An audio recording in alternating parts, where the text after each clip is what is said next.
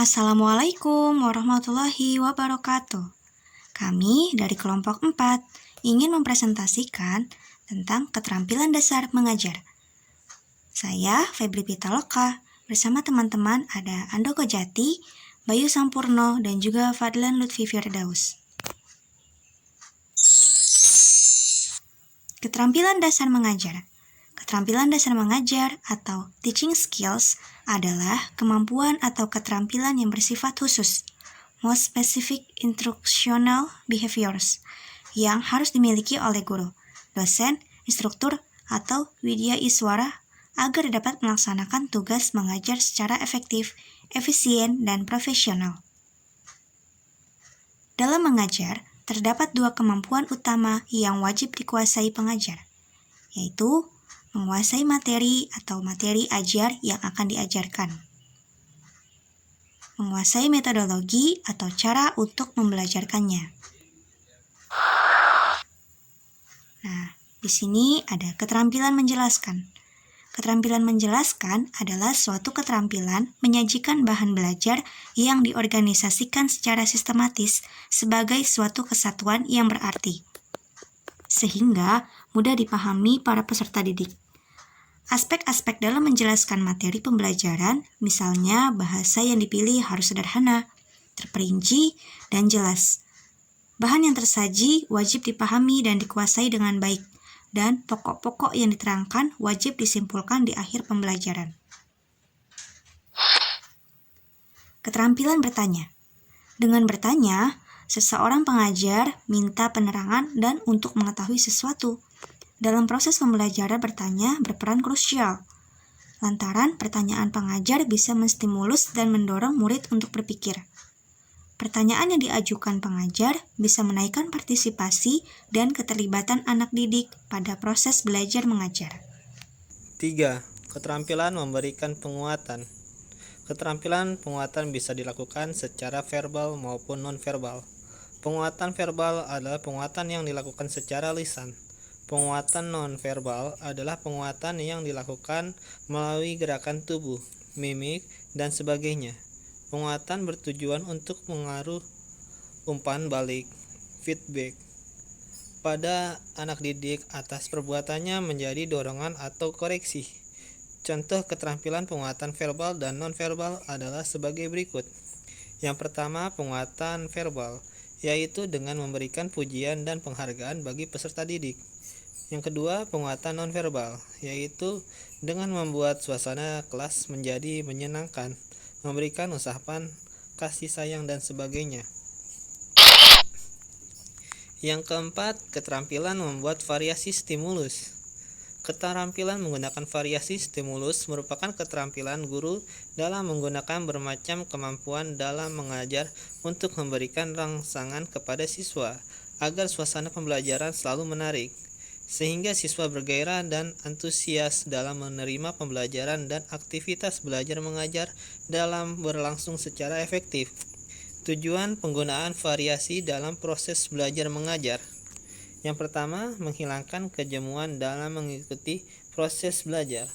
Yang kedua, mempertahankan kondisi optimal belajar.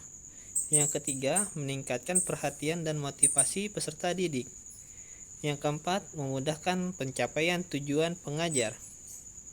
Di sini yang kelima ada keterampilan membuka dan menutup pelajaran. Membuka pelajaran, set induction, adalah bisnis atau aktivitas yang dilakukan pengajar buat membentuk pro-kondusi bagi anak didik supaya mental maupun perhatian terpusat pada apa yang akan dipelajari. Komponen membuka kelas meliputi menarik perhatian, membangkitkan motivasi, dan apersepsi. Menutup pelajaran atau closure adalah aktivitas yang dilakukan pengajar untuk mengakhiri proses KBM. Komponen-komponen dalam menutup kelas seperti merangkum kelas, mengungkapkan planning pembelajaran berikutnya, berikan pertanyaan yang membangkitkan rasa ingin memahami untuk mengusut materi berikutnya, dan diakhiri dengan doa. Dan di sini pengajar wajib menutup pembelajaran dengan semangat dan bisa menaruh pematik menjadi sesuatu yang dinanti-nantikan anak didik untuk dipelajari. Tujuan membuka dan menutup pelajaran adalah untuk menimbulkan minat dan perhatian peserta didik terhadap pelajaran yang akan dibicarakan. Dan ada juga untuk menyiapkan mental para peserta didik agar siap memasuki persoalan yang akan dibicarakan dan memungkinkan peserta didik mengetahui tingkat keberhasilan dalam pelajaran serta agar peserta didik mengetahui batas-batas tugasnya yang akan dikerjakan.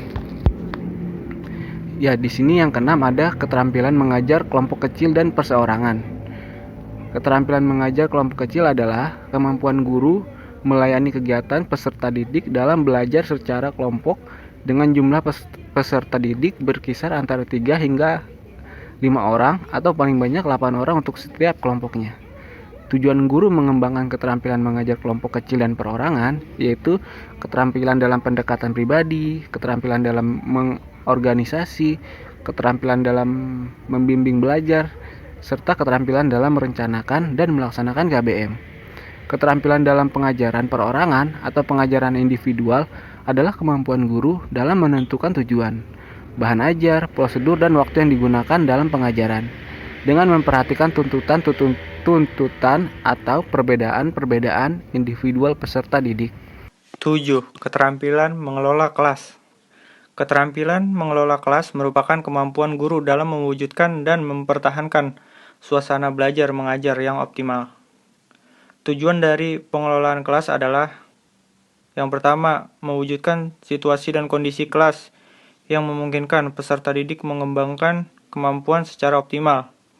Yang kedua, menghilangkan berbagai hambatan dan pelanggaran disiplin yang dapat merintangi terwujudnya interaksi belajar mengajar. Yang ketiga, mempertahankan keadaan yang stabil dalam suasana kelas, sehingga bila terjadi gangguan dalam belajar mengajar dapat dikurangi dan dihindari. Yang keempat, melayani dan membimbing perbedaan individual peserta didik. Yang terakhir, mengatur semua perlengkapan dan peralatan yang memungkinkan peserta didik belajar sesuai dengan lingkungan sosial, emosional, dan intelektual peserta didik dalam kelas. Lanjut, yang ke-8. Ada keterampilan membimbing diskusi kelompok kecil. Diskusi kelompok kecil adalah suatu proses belajar yang dilakukan dalam kerjasama kelompok, bertujuan memecahkan suatu permasalahan, mengkaji konsep, prinsip, atau kelompok tertentu. Prinsip-prinsip membimbing diskusi kelompok kecil. Yang pertama, laksanakan diskusi dalam suasana yang menyenangkan. Yang kedua, berikan waktu yang cukup untuk merumuskan dan menjawab permasalahan. Yang ketiga, rencanakan diskusi kelompok dengan sistematis. Dan yang terakhir, bimbinglah dan jadikanlah diri guru sebagai teman dalam diskusi. Oke, terima kasih. Kurang lebihnya mohon maaf. Wassalamualaikum warahmatullahi wabarakatuh.